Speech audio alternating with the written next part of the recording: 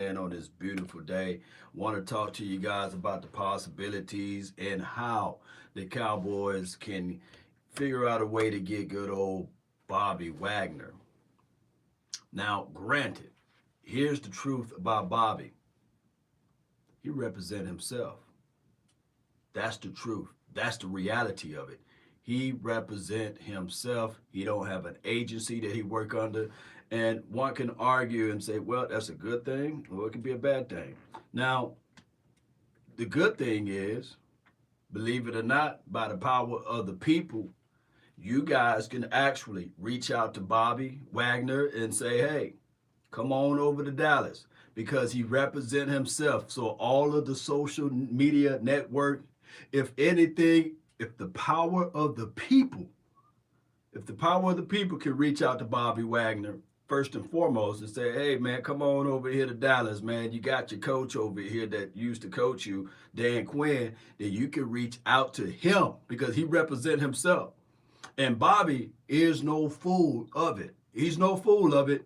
And before somebody say, hey, Law, he's 32 years of age, man, he washed. Bobby, according to all of the stats that I'm looking at, it's still the same since the last 3 years. The exact same stat. Bobby is going to at least average one interception a year, one INT. But what he do is he control the middle of the field, he direct, and he employ what the defense should do. And one can argue for the Seattle Seahawks when 10 years ago or 5 years ago, who been the constant leader of that team on the defensive side of the coin, been Bobby. Him and Earl Thomas, but Bobby, we all know that Bobby was the guy that pretty much got things going. Now, what I'm trying to tell people right now, and I'm not saying that this is 100% will happen, but what we've been looking for is a linebacker that can match up and pair up and be on the same page and the same keel as what we want as a dynamic duo. Parsons and Bobby, right? We want a combination of linebackers to help solidify this defense. And everything that Bobby Wagner brought to the Seattle Seahawks is what we dreamed for out of Jabril Cox, right?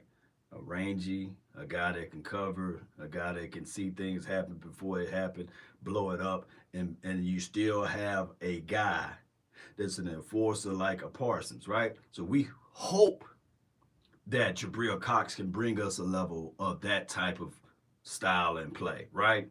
But we have yet to see it because he was injured. Now, Bobby, on this particular team, do not, and I see, shout out to you, man. I appreciate you for jumping in, Chris. Thank you, Chris Booth. Appreciate you, man. We can't paint Parsons into a corner. We can't. We need Parsons to still be that guy that can play everywhere. But we also need the other linebacker to not have a drop off in his play. Now, when I say that, I'm not throwing any shade at Keanu Neal, LVE, or any of the linebackers that we had.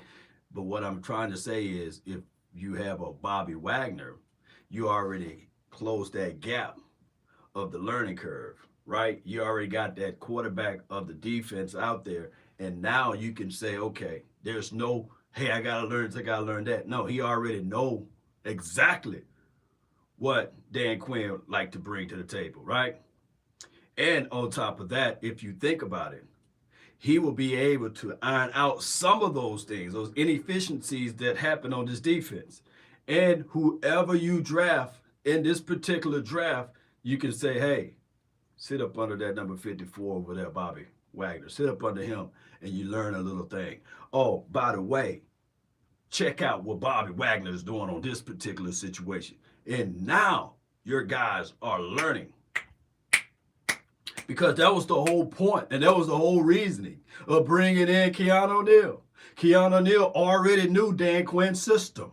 He already knew his philosophy and what he wanted to do. So that's why Keanu Neal got some of the starts last season, because he already knew what Dan Quinn wanted to do. Shout out to you, boy. Appreciate you. So that is the situation. Appreciate y'all for getting up in here, too. Appreciate you, Hulk. Thank you for jumping in. Parsons will move to the edge rusher with DeMarcus Lawrence leaving. Now, Parsons as a full-time edge rusher, that's cool and all. That's cool and all.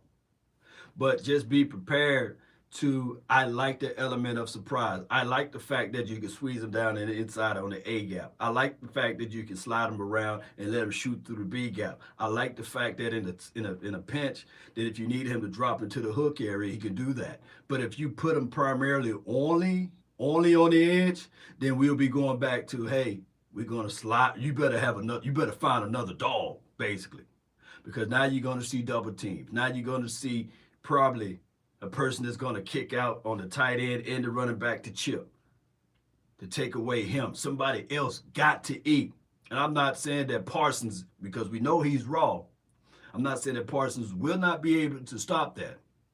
But I do not want to paint him into a corner. We don't want to play decoy football anymore. We want to play football strategy where they bend to us, not we bend it to them.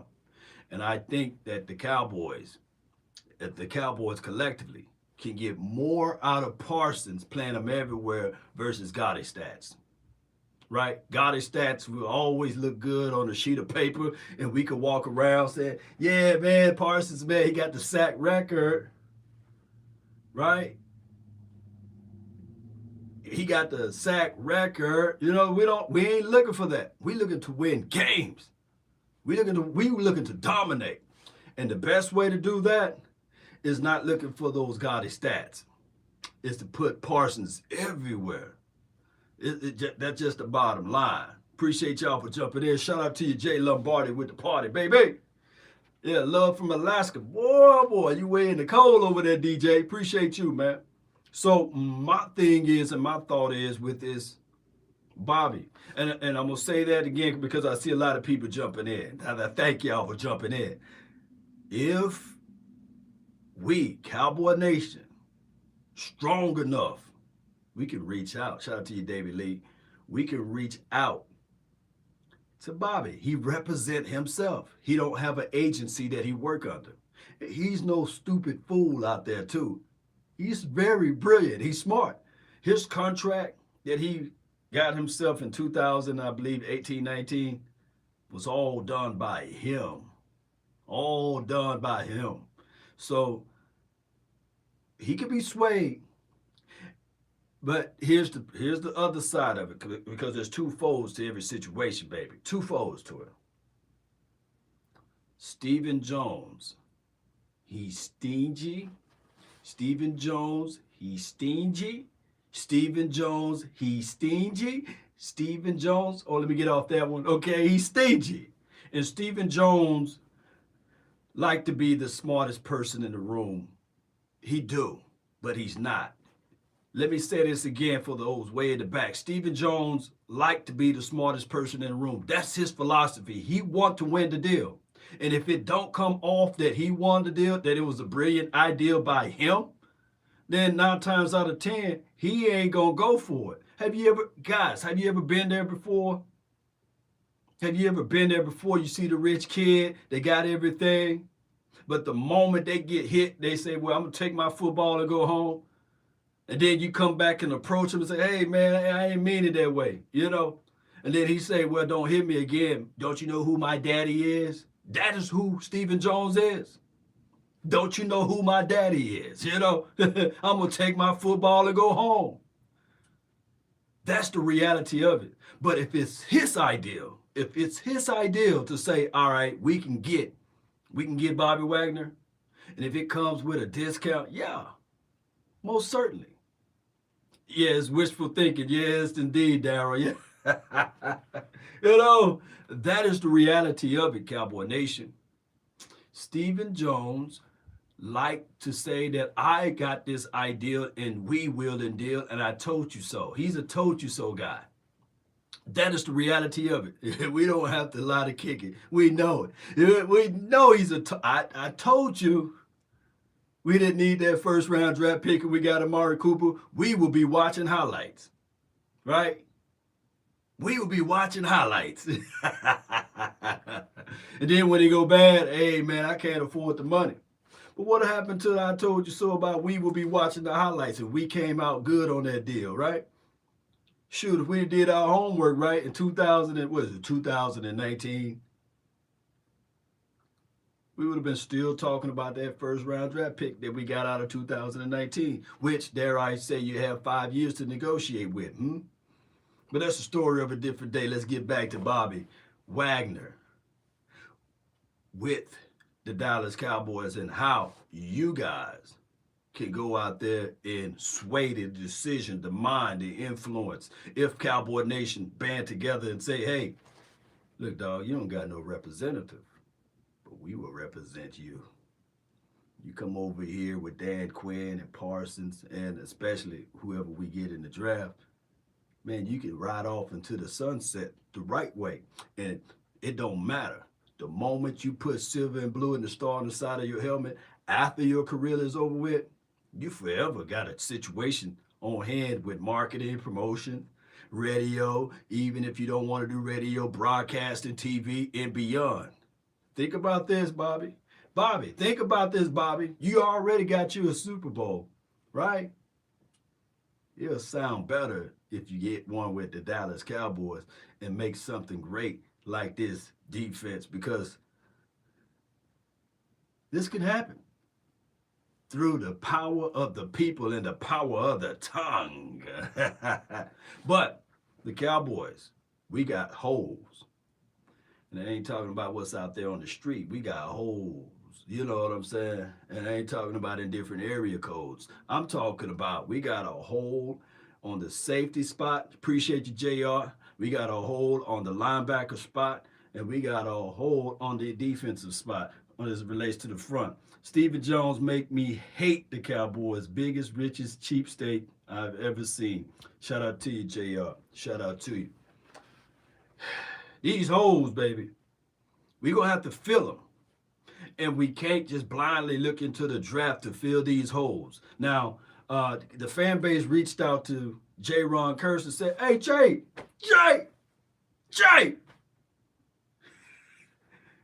can you reach out to Bobby to get him over here? And then J. Ron Curse was like, look, dog, I'm in the Salvation Line myself, dog. I'm trying to get clothes and gear myself. I'm not under contract. I don't work for the Cowboys. Cowboys need to work for me. We need to work with me. You know, so that's what's going on right now. Cowboys are looking to sign their own guys, but what I wanted the Cowboys to do, what I really wanted the Cowboys to do is not dance with the first lady they see. Sit back, relax, don't rush into it. Just chill. Just relax a little bit. They didn't have to say, oh, Dalton Schultz, we really like him, we love him, we know that he brings a lot of dynamics to this team. Let's hurry up and sign him and get this $11 million out of our hands. No. Oh, Gallup, let's work on this long-term contract for Michael Gallup, because he's a guy that I want to say to everybody, I told you so. I told you that when we drafted Gallup out of the whatever round, I think it was third or fourth round, whatever. Yeah, I told you I was right on him. And they want to sell the story of Gallup coming back. But no, you sit and you chill. And I'm not trying to say that Gallup is better than Bobby and Bobby is better than Gallup. But what I want the Cowboys to do is just relax just a little bit. Don't put all of your resources on a guy that's already been, like the Noah Brown side. I appreciate y'all. Like I had like 3 people watching the Noah Brown film. I appreciate y'all. The Noah Brown, that's cool, signing him, but just chill. Just chill. Those few millions of dollars of what you're gonna give him, or a veteran minimum, or whatever the extension was, you could apply that pressure somewhere else, like on the defense. And after the draft, after you figured out things that didn't work out, then, my friend, you can say, well, no, we didn't get the guy that we wanted out of the draft. Would you come back for a cup of coffee? Appreciate you. Jay Versick, the Jones spent millions for the team, but won't spend millions for the team. I like that, for their team.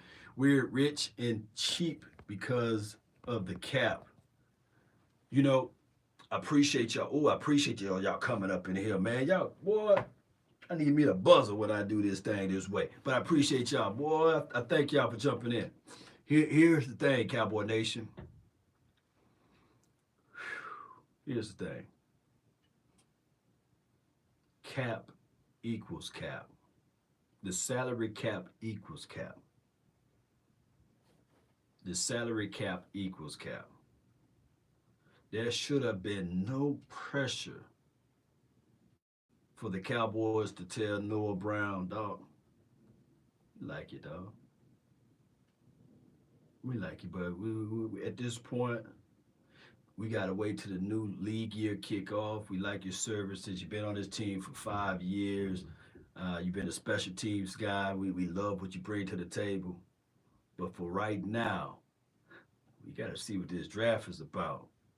Because what this can do now is sway the opinions and the thoughts when you get into that draft room.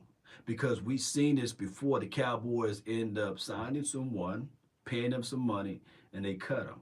And they say, all right, we like this guy now. That's bullshit. You could have just waited. We've seen stories like this, Law. What's up, dog? Law, you got any information on this? Yeah, come on in. Law, do you remember when the Cowboys rushed to sign Blake Jarwin and now they could have a possibility of releasing him? Yeah. Hey, man, who else there at the door? Come on in. Oh, it's the truth. Yeah, that's right. You know, that's the situation. The Cowboys be rushing to sign their own, and then they fool around and get injured or hurt or what have you, and now they got to figure out, how can I put out this fire? Yeah, let that sink into your mental. Big, what's good with you, fam? Shout out to y'all, man. Shout out to those who watched the final word last night, baby. So back to Bobby Wagner, and as well as Parsons. Who in this draft should the Cowboys look, right? Even if they do bring in Bobby Wagner. Well, here's the thing. Here's the flat out truth. Yeah, Bobby Wagner had 170 tackles this past season, yeah.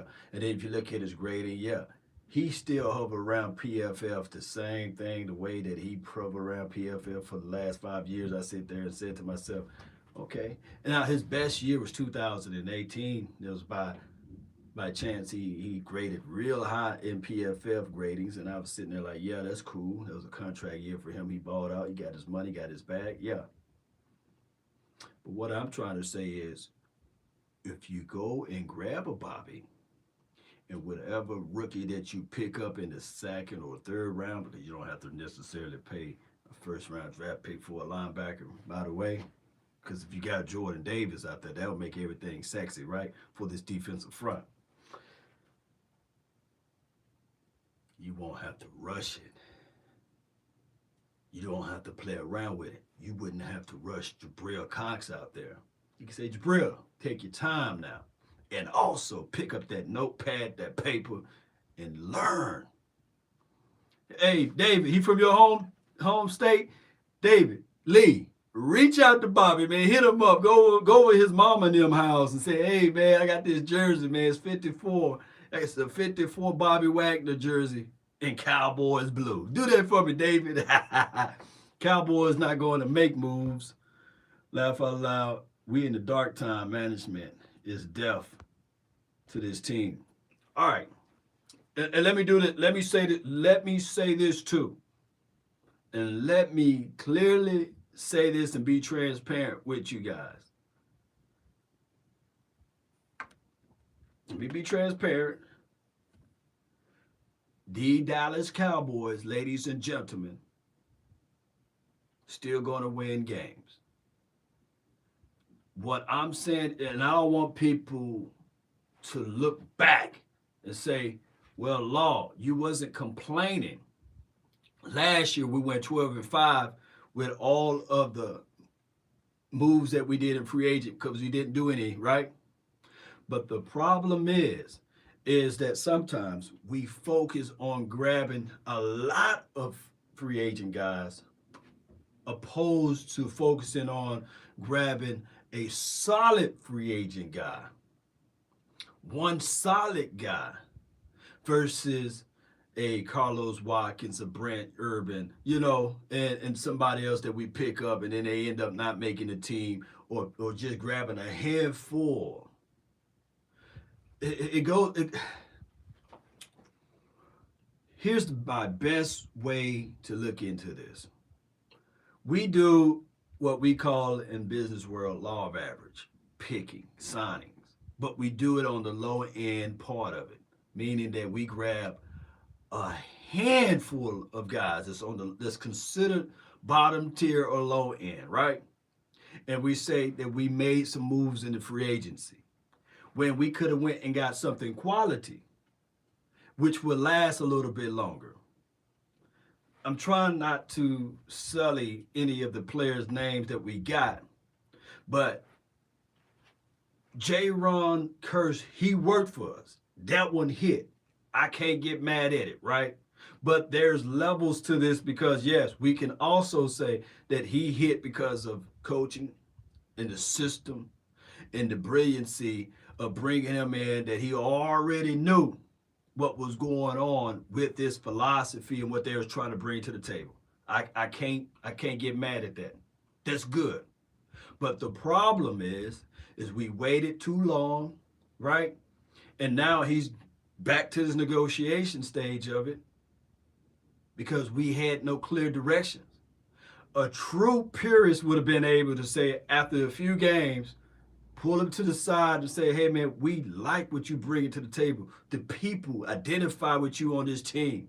We got a contract, man, before you play another game. We want to do what's right for you. We don't want you to be thinking, do you have the job or not have the job? We know and understand that your child is here and you just bought this new condo downtown. We want to make sure that you are comfortable with us for a long time. Now, here is an extension while the season is still going on. So you wouldn't have to worry about losing J-Ron Curse right about now.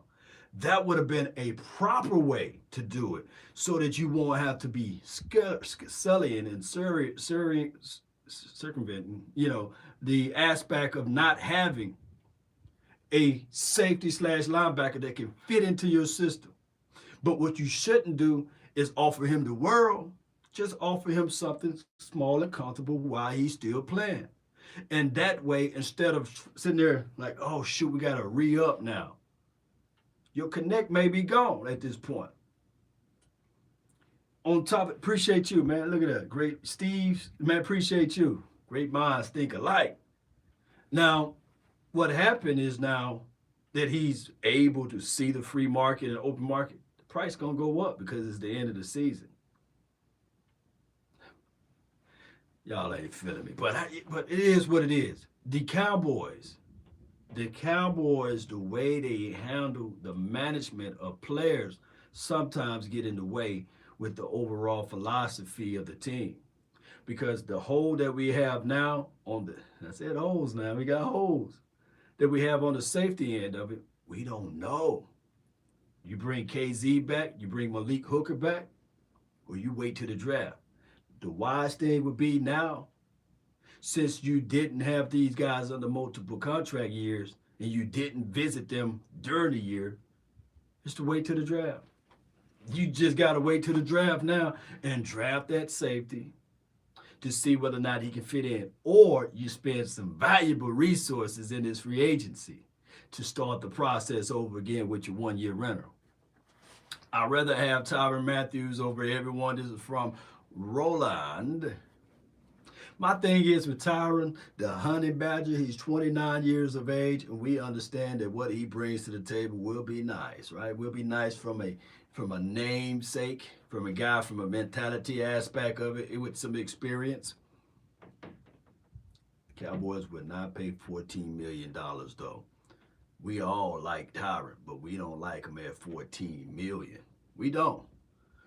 I would wait to draft or go get Honey Badger.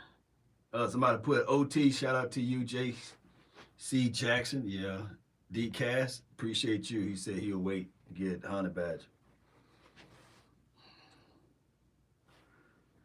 Cowboys won't pick up a safety. It's the same old story. Universe. Yeah, appreciate you. 2 points on this. 2 points on this. Cowboy Nation, as the room fill up. Appreciate y'all. Appreciate y'all. J.C. Jackson. We could have had him for a second round draft pick. The Patriots put out that they was willing to parlay him for a second round draft pick, meaning that we would not have a second round draft pick this season. We would have had J.C. Jackson last season, right? And when the offering was there, I think it was right after the draft. And if we still would have had Boss Man Fat, J.C. Jackson, and Trayvon Diggs, secondary, I wouldn't be talking about secondary right now. No safety. I'd be talking about, look, man, we need to get this Jordan Davis kid, and we still need to get Bobby. Let's see what we got donation in the house to help elevate the nation without hesitations or deviations to the matter. You said, here's from Frank. We should have put an offer on Bobby today. I don't understand not going to sign a free agent, and I would have tagged Gregory. Terrible job so far by the Cowboys. Now, good assessment. Good assessment. Gregory put in an offer for Bobby and Gregory and not signing Schultz. Here's the thing. Without politics involved, Randy Gregory got hosed by the NFL, right? You know, with the plant, the smoke weed every day type of situation. It didn't help elevate or deviate his game. That's just something mentally that he was using to cope. Now the NFL said, you know what? You know, why are we putting the gun to our own players? Let these guys roll one, right? So now he can roll one. But the problem is, it's too late. It's too late, right? So what we can do is we can sit back and chill and let that play on the minds of the billionaires out there, the other billionaires, to figure that part out. And 9 times out of 10, they looking at Randy. Man, that's a discipline situation. He can't put that plant down, and the Cowboys are trying to work out with him. We don't know if he's really into football like that. We ain't finna give him a big contract, right? So that's what the Cowboys are gambling on, of the mindset of the billionaires to look at Randy and say, man, we can't offer this man the money that he's looking for. No. We ain't finna go down that road. No. So the Cowboys gambling. On top of that, the Cowboys is looking at Randy and saying, man, we like it, dog, but we ain't finna franchise tag you for $17 million. We gonna play the gamble part of it. So that part, we got to give kudos to the Cowboys, unfortunately, right, for playing gamble. But what they still were shy on, they didn't want to gamble with Schultz. And there's no bead of tape of anybody that can break down film to show and highlight. This is what Schultz did was amazing. No. You go back and look at the film. Shout out to my guy, Boss Cowboy. It was 1, 2, 3. I'm going to turn, flip my hips. I'm open. Why, Law? Because you got the bracket coverage on Amari Cooper. You got shade coverage because they sitting on the hash and they spying in on CeeDee Lamb, and although it's one-on-one, look, I'm shading and I'm shifting towards CeeDee Lamb. Oh, by natural flow and order of things, I'm gonna let you throw the ball to Dalton Schultz. If you're gonna kill me with dime bags and nickels and dime, yeah, sure, good.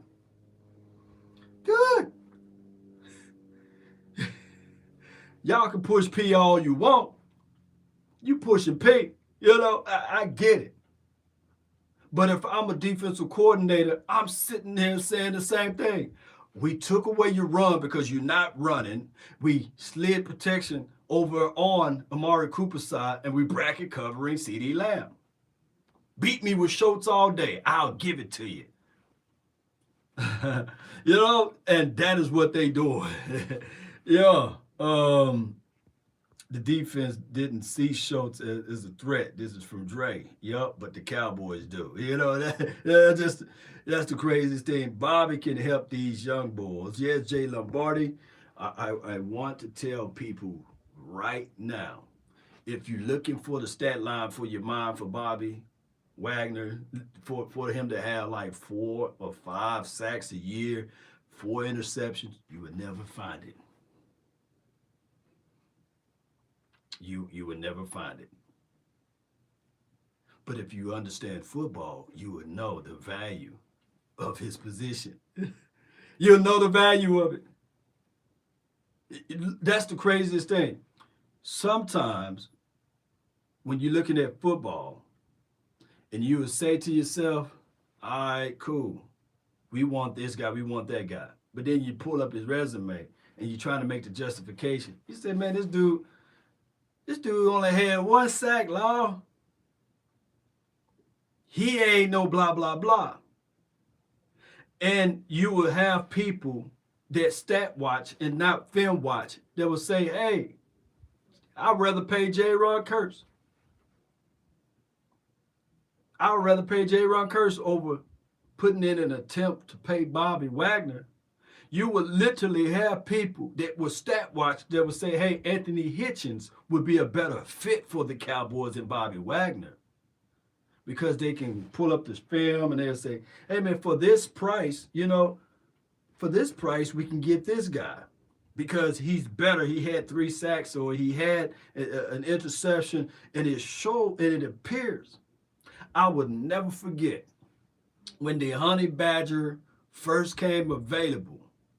And I want to say what team he went to. The Texans offered him an unbelievable lowball 1-year rental price. But the Cowboys 105.3 the fan, and I'm not talking about my boys, but I'm gonna have to find that caption. They was talking about the fact that the Honey Badger in this particular system ain't no good because of this, and that. And the Honey Badger was listening in to turn it on, leave it on. Oh my God. He listened to those boys, and he said, even with 2 reconstructed knees, I'm better than every DB that you got on the field in Dallas. Let's just make a long story short. He called those boys out. At the time, I believe it was Jeff and Ben and Skin and Wade. Yeah, Ben and Skin Wade. It was those boys that was on 105.3 the fan at the time. And he literally reached out to those boys. And I'm going to pull the tweet up and I'm going to post it in my community tab. He said, man, I'm better than every DB you guys got with 2 bad knees. And he wasn't lying. Denver don't need wide receivers, plus Wagner and Russell's is a tight thing. This is from Christian. Now, where Bobby Wagner can actually go could be to either Denver because of the close ties that he got with Russell, right? And Sierra probably 1-2 step, make a video, and they can come out there, what have you, and see the pretty mountains out there in Denver. Or he can go to the 49ers. They got cap space, I believe. Or he can go to the, where's he can go to? He can go to the LA, I think the LA Chargers. They got cap relief funds over there. And it's hard. It's hard nowadays. It's hard nowadays to say, hey, Dallas is a place that everybody like to go because we understand how Dallas operate and run. And he can go to Miami. Miami got $60 million of cap space. Yeah, Christian said he will be a Cowboy. Hold on right quick. He will be a Cowboy. I feel you, Christian. I feel you. feel you.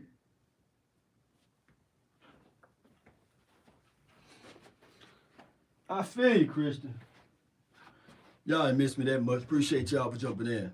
All right, I got a couple more minutes. If Wagner pairs with Fred Warner, what's going to be a problem? There's going to be a problem. Yeah.